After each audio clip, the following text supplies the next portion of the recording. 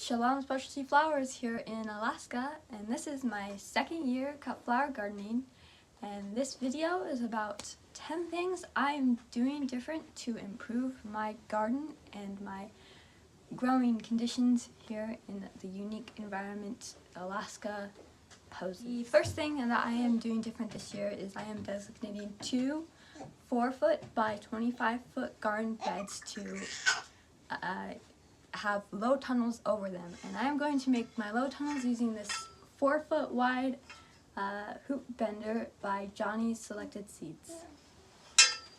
Free shipping, by the way. The second thing I am doing in my second year of cut flower gardening here in Alaska is I am sticking to a very simple yearly planner for all of my seed varieties, and then under the month I want to sow them on. I put the day, so yarrow on the 24th of March, and the 24th of March is, I believe it's 6 weeks in, or 6 or 9 weeks until last frost. So I have that entire week starting on the 24th of March to plant those seeds. And that helps me plant all of my seeds. For example, I have a lot to plant in the week of April 21st. There's a whole bunch of April 21st. And I just can't do them all in one day, so I can divide them up 2 or 3 per day for that week. The third thing that I am doing for my cut flower garden is I am starting spring flowers, and my spring flowers include ranunculuses and anemones. Now, these aren't cut flowers, but I am also doing 10 flower baskets, and I just want to be able to sell those in the springtime so that way I can have a little bit of an income before summer really gets going. Fourth thing that I am doing is I am focusing on covering my bare ground, either covering it with mulching with straw, or I am covering the bare ground by intercropping spaces in between my cut flowers, either with shorter ground covers or with actual plants that are meant to be grown as a cover crop. For example, radishes. If you densely plant radish seeds together and then you can cut it, chop it down, you can use that as a cover crop. The fifth thing that really helped me get an earlier crop than even other local cut flower gardeners here in Alaska was understanding that certain plants can be planted out before the last frost because they can handle colder temperature if the plant is at a more mature age when you transplant it into the ground. For example, last year my snapdragons were started January, the last week of January, on the 28th, and they were transplanted into the ground on May 14th, which is 15 days earlier than the last frost here in Alaska. And I did this because I knew that if I hardened my plants off into the greenhouse in April, the whole month of April, then in May, the first couple of weeks, if I brought them out and got them used to the colder environment, they can handle 28 degrees when I transplant it into the ground.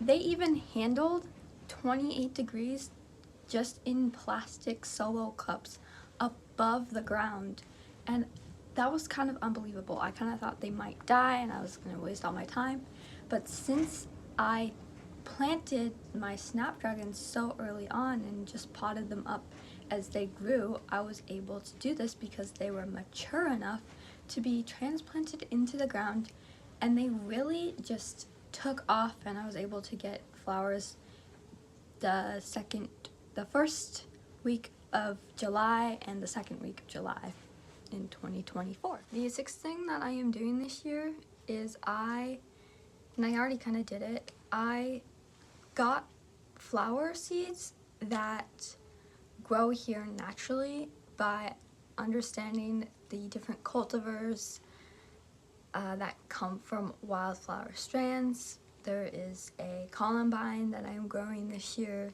that comes from a Rocky Mountain type of columbine, and the Rocky Mountains are very similar to the Pacific West Coast of Alaska because we have a lot of mountains here. The seventh thing that I am doing is extending my fall growing season, and I am doing this by adding a low tunnel, and I am doing this by growing plants that are perennials, and I am doing this by growing specific plants that bloom all around the world only in the fall time, for example an aster. The eighth thing that I am doing is I am getting to know my fellow cut flower gardeners here in Alaska, and I am offering a seed exchange to be able to just give, and I've been grateful to receive flowers and even plant starts that other growers are growing, and I'm just making sure to understand who my fellow cut flower gardeners are.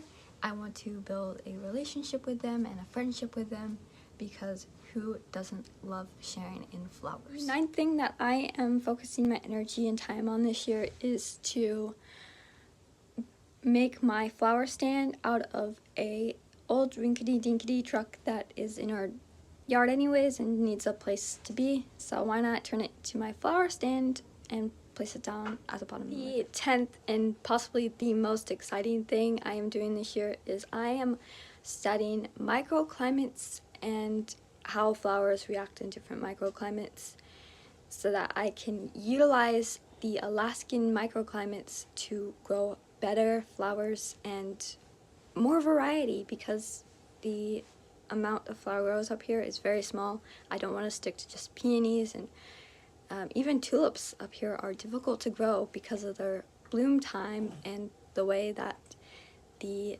springs in Alaska are, which is really, really cool. Thank you for watching my first awkward YouTube video.